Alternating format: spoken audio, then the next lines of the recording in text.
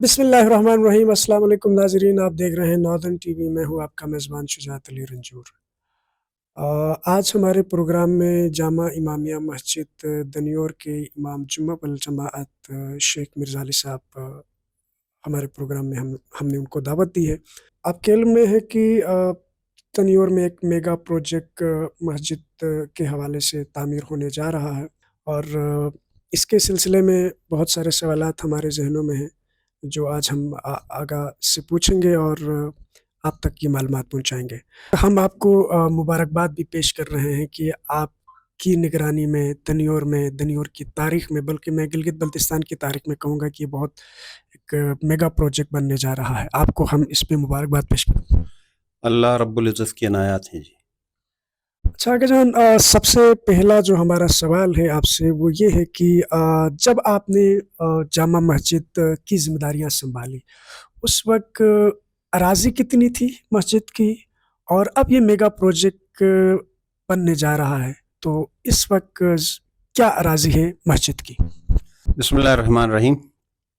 रंजोर भाई आपका शुक्रिया और नादरन टीवी का भी शुक्रिया। इसमें कोई शक नहीं है कि कुछ काम अल्लाह के अपने इरादे और मशीयत से होते हैं। मैं 1997 में आया था दनियोर। माह रमज़ानुल मुबारक का अजीम महीना था और जनवरी 1997 को उस वक्त जो इस वक्त मस्जिद शहीद की गई पुरानी इमारत, वही इमारत थी और उसके पहलों में जो है वो 4 या 5 मरले का एक प्लाट था जिसमें 2 कमरे थे और इसी तकरीबन 12 या 13 मरला आप समझें इतनी ज़मीन थी मस्जिद की। और ये जो गुज़रगाह है, रास्ता, ये रास्ता था, गेट भी नहीं था और कोई ऐसी यानी निशानी के जिसके ज़रिए से पता चले कि यहाँ पर कोई जामा मस्जिद है। बाथरूम भी नहीं हुआ करते थे उस वक़्त, बस सिर्फ जो है वो हाथ धोने की जगह थी और मस्जिद की वो पुरानी इमारत थी। और अल्हम्दुलिल्लाह धीरे धीरे इसमें मैं ज़रूर ज़िक्र करूँगा कि सूबेदार अमीर हयात साहब जो सुतार जीरत हैं, उन्होंने ये ज़मीन बुनियादी तौर पर ख़रीदी थी।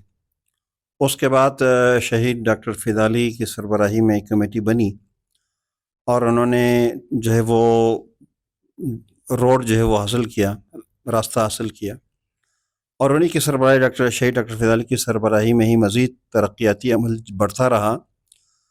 उसके बाद मुख्तलिफ़ सदूर आए, मजर हाजी मोहम्मद इसा साहब हैं, सैयद शमसुद्दीन साहब हैं, अबरार भाई हैं और उसके बाद जो है वो सरदार अली सदर आए, उसके बाद नईमुद्दीन जो है वो सुलेमान सदर आए।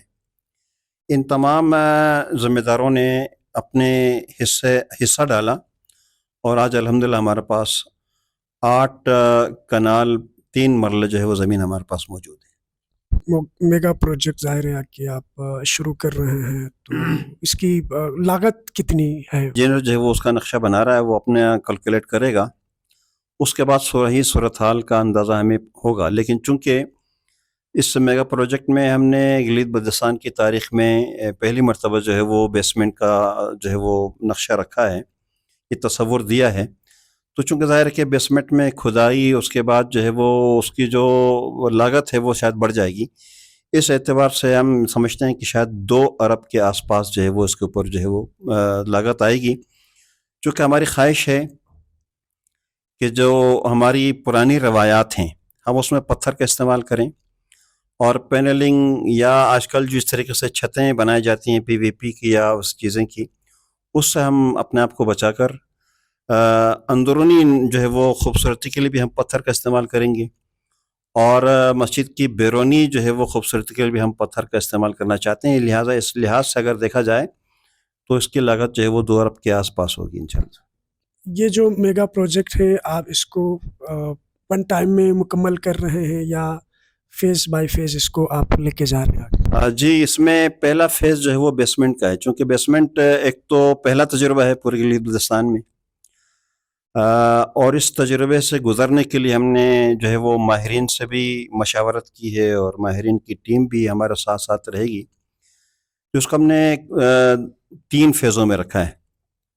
پہلے فیز میں بیسمنٹ ہے اور اس کا ہم نے دورانیہ 1 سال رکھا ہے.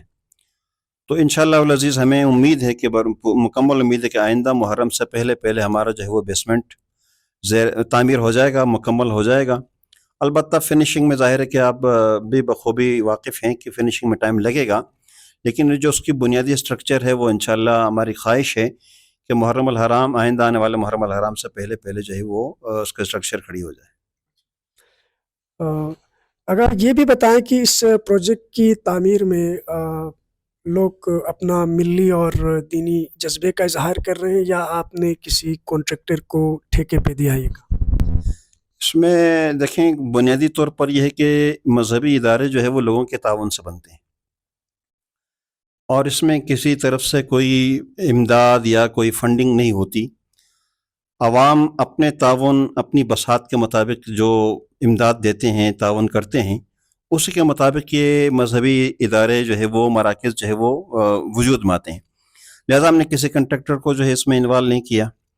جس طریقے سے عوام کا تعاون رہے گا، اہل محلہ کا، اہل بستی کا تعاون رہے گا، اسی تعاون کے مطابق جو ہم سے ممکن ہو سکا ہم اس تعمیرات کو جاری رکھیں گے. تو اس حوالے سے چونکہ ایک عمارت ہے اور وہ بھی ایک مضبوط عمارت ہے، اور میں نے یہ کہیں کہ ایک میگا پروجیکٹ جس طرح سے آپ نے کہا، اس میگا پروجیکٹ کے لیے ہم نے فنی جو ہے وہ معاونت کے لیے بھی جو ہے وہ افراد رکھے ہیں. وہ اس کی نگرانی کریں گے، سپروائزر ہوں گے اس کے، جو انجینئر ہوں گے مختلف جو ہے وہ شعبوں کے.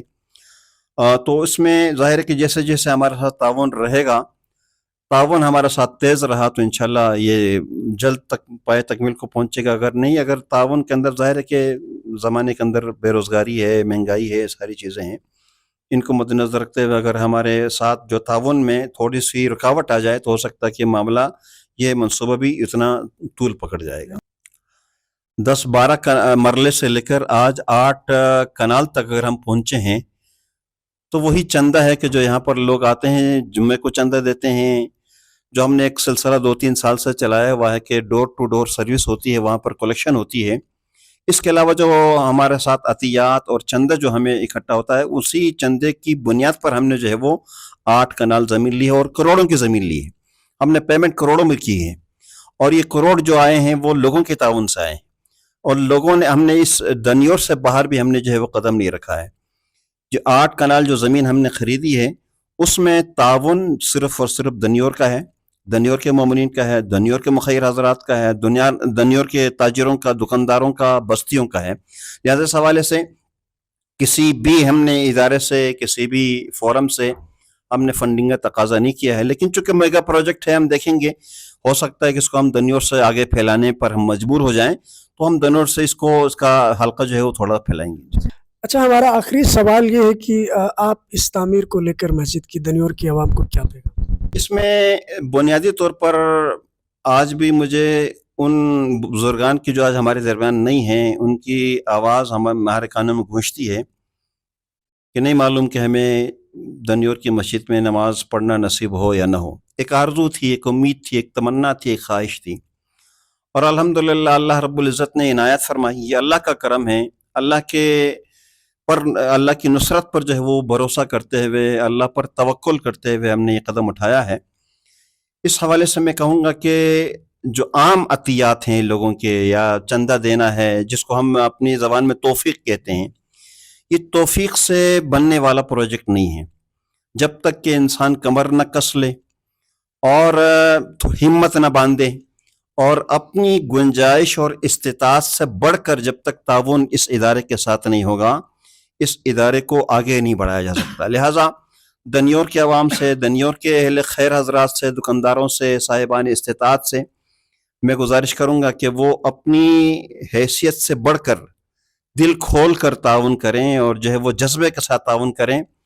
ایک جو ہے وہ چندہ یا عطیہ کے ذریعے سے یہ بڑا پروجیکٹ، 2 ارب کا پروجیکٹ جو ہے وہ پائے تکمیل کو نہیں پہنچ سکتا. ہماری بنیادی خواہش ہے، اللہ کی ذات پر بھروسہ ہے، اور ساتھ ساتھ اب تک جو دنیور کے عوام نے اس مسجد کو کی توسیع میں جو کردار ادا کیا ہے، یہ ہمارے لیے جو ہے وہ ہمیں حوصلہ بھی دیتا ہے، ہمارے لیے فخر کا مقام بھی ہے.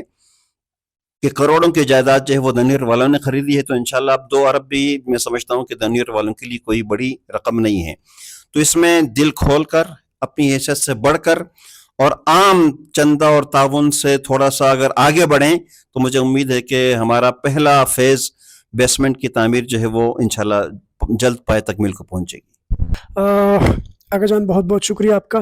انشاءاللہ پھر کسی پروگرام میں آپ سے دوبارہ ملاقات ہوتی ہے، تب تک کے لیے اجازت دیجیے. اللہ نگہبان.